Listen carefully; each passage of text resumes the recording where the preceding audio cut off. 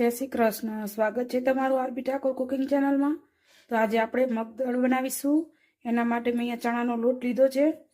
આમ તો મગદળ મગની દાળમાંથી બનતું હોય છે, પણ આપણે અહીંયા ચણાના લોટમાંથી બનાવવાના છીએ.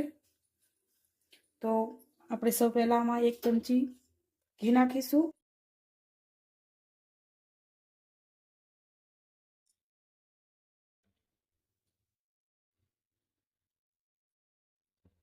અને 1 ચમચી પાણી નાખીશું.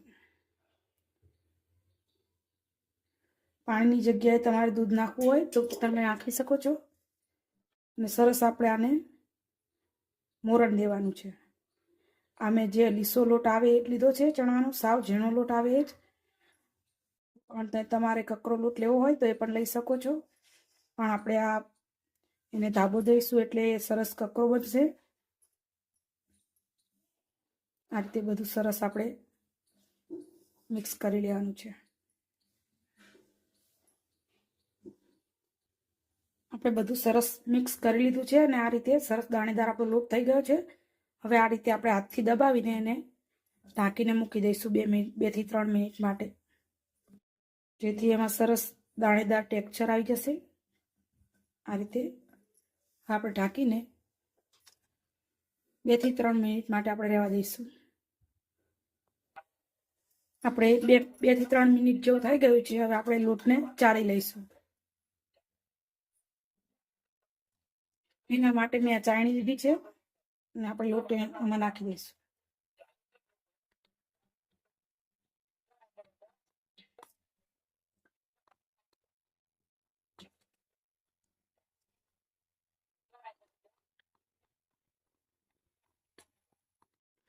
આપણે જે પાણી નાખ્યું એની જગ્યાએ જો તમારે દૂધ નાખવું હોય તો તમે દૂધ પણ નાખી શકો છો.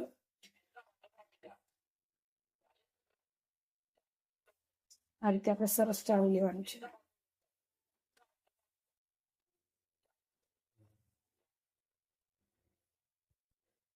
આપણે સરસ ચાળી લીધું છે અને એકદમ આપણો દાણેદાર લોટ બની ગયો છે. ચાલો હવે આપણે આને શેકવાનો છે. મેં અહીંયા કડાઈમાં 4 મોટી ચમચી ઘી લઈ લીધું છે. હવે જે આપણે લોટ તૈયાર કરીને રાખ્યો છે એ આમાં નાખવાનો છે અને સરસ આપણે બધું ભેળવી લઈશું.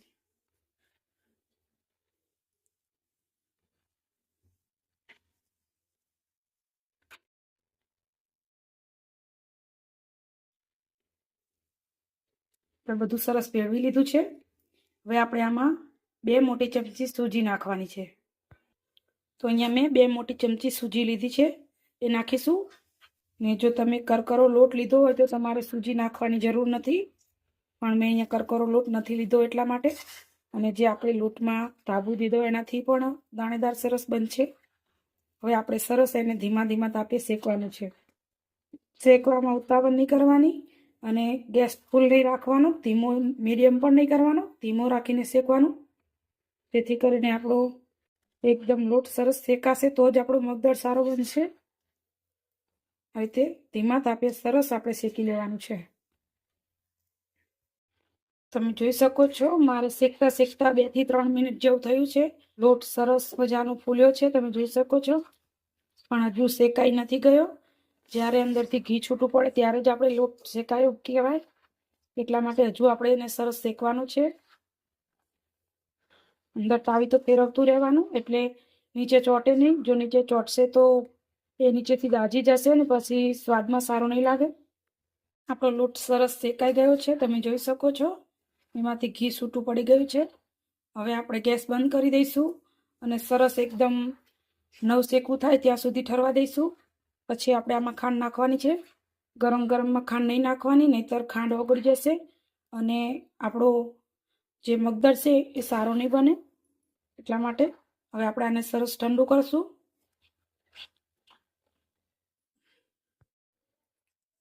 આપણું મિશ્રણ સરસ ઠંડુ થઈ ગયું છે. તમે જોઈ શકો છો. આપણે આ રીતે આંગળી રાખીએ અને આપણને થોડું થોડું દજાય એવું રાખવાનું. આપણને ખબર પડે કે ગરમ છે એટલું જ, વધારે ગરમ નહીં રાખવાનું, નહીંતર ખાંડ ઓગળી જશે. હવે આપણે આમાં ખાંડ નાખીશું. અહીંયા મેં દરેલી ખાંડ લીધી છે, જે મેં ખાંડ ઘરે જ દરી છે.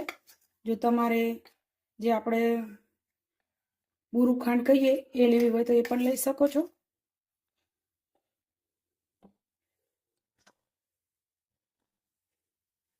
સરસ ભેળવી લેવાની છે. ગળ્યું તમને પસંદ હોય તો વધારે કે ઓછું તમે કરી શકો છો. અહીંયા મેં 1 વાટકીથી થોડોક વધારે લોટ લીધો હતો, એટલા માટે મેં 1 વાટકી જેટલી ખાંડ નાખી છે. તમે જોઈ શકો છો કેટલો દાણેદાર આપણો મગદળ બન્યો છે. એકદમ દાણેદાર બન્યો છે આપણો મગદળ. અને તમે એક વખત આ રીતે મગદળ બનાવશો તો તમે જરૂરથી તમને મને યાદ કરશો એવો આપણો મગદળ બનશે. હવે આપણે અહીંયા મેં 3 ઇલાયચીને ખાંડીને એનો દાણા કાઢી લીધા છે, એ નાખું છું. તમારે જો આના લાડુ વારવા હોય તો તમે લાડુ પણ વારી શકો છો, પણ હું અહીંયા થાળીમાં ઠારવાની છું. આ રીતે હવે આપણે આને થાળીમાં ઠારી દેવાનું છે. અહીંયા મેં થાળી લીધી છે. આપણે એમાં ઘી કે કશું લગાડવાની કઈ જરૂર નથી. આ રીતે પકવી દેવાનું છે. ઠંડુ થશે એટલે સરસ આના પીસ પડશે.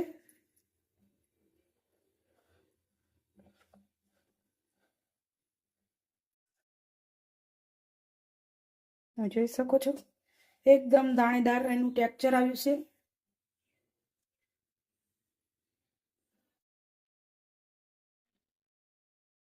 હવે આપણે ઉપરથી થોડી થોડી બદામ નાખી દઈશું.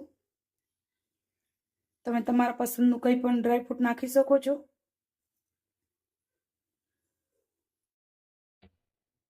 આપણે તાવીથાથી થોડું થોડું દબાઈ દઈશું. હવે આપણે આને ફ્રીજમાં સેટ થવા માટે મૂકી દઈશું. જો તમારે ટાઈમ હોય તો તમે બહાર પણ રાખશો તો પણ સરસ સેટ થઈ જશે.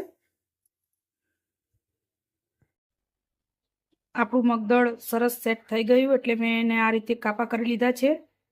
અને આ મગદળ આપણું એકદમ જેવું આપણે બજારમાંથી લાવીએ એવું બને છે અને ખાવામાં પણ એવું જ લાગે છે. કોઈ તમને એમ નહીં કહે કે તમે ઘરે બનાવ્યું છે. મગદળ એવું બને છે તો તમે એક વખત આ રીતે જરૂરથી ટ્રાય કરજો.